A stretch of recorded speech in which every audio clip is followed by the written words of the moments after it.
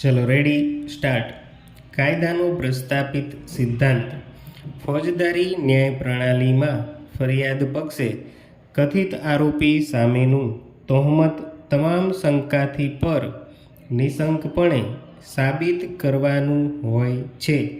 ટૂંકમાં કથિત આરોપી દોષિત છે તેવું પુરવાર કરવા માટે ફરિયાદ પક્ષનો પુરાવો સીધો, સચોટ, સ્પષ્ટ અને વિશ્વસનીય હોવો જોઈએ. કથિત આરોપીને પોતાની નિર્દોષતા પુરવાર કરવાની હોતી નથી. બીજું કે ન્યાયની પ્રક્રિયા અનુસરીને કથિત આરોપીને દોષિત ઠરાવવામાં ન આવે ત્યાં સુધી કથિત આરોપી નિર્દોષ જ છે તેવી ધારણા કરીને જ અદાલતોએ ઇન્સાફી કાર્યવાહી આગળ ચલાવવાની હોય છે.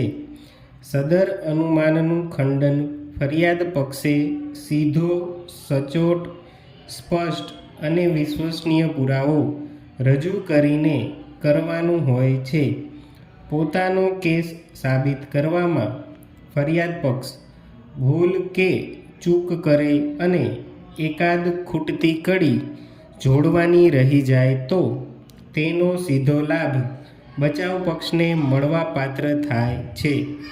આવા સંજોગોમાં કથિત આરોપી દોષ મુક્તિનો કે શંકાનો લાભ મેળવવા હકદાર બને છે.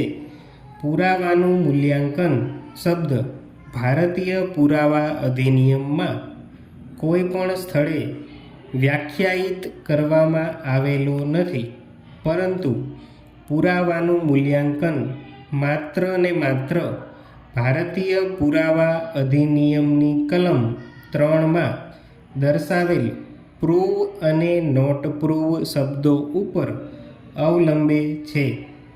કોઈ હકીકતનું અસ્તિત્વ સાબિત માનવું કે બિન અસ્તિત્વ સાબિત માનવું તે મૂલ્યાંકનનો વિષય છે. આ પૃષ્ઠભૂમિકાના સંદર્ભમાં ફરિયાદ પક્ષ તરફે રજૂ થયેલ પુરાવાનું મૂલ્યાંકન કરી ફરિયાદ પક્ષે કથિત આરોપી સામેનો પોતાનો કેસ કે તોહમત નિશંકપણે સાબિત કે પુરવાર કરવામાં સફળ થયેલ છે કે કેમ તે અંગે નિર્ણય કરવાનો રહે છે. પેરા.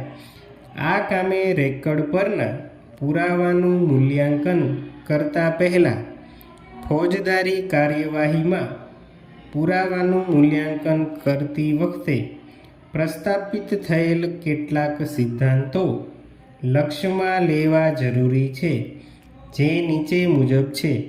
પહેલું, ભારતીય પુરાવા અધિનિયમ 1872ની કલમ 134 વંચાણે લેતા કોઈ એક હકીકત સાબિત કરવા માટે અમુક સાહેદોની કે અમુક પ્રકારના સાહેદોની ચોક્કસ સંખ્યા હોવી જરૂરી નથી. એટલે કે સાહેદોની સંખ્યા નહીં, પરંતુ સાહેદોના પુરાવાની ગુણવત્તા કે તેમના પુરાવાની વિશ્વસનીયતા મહત્વની છે.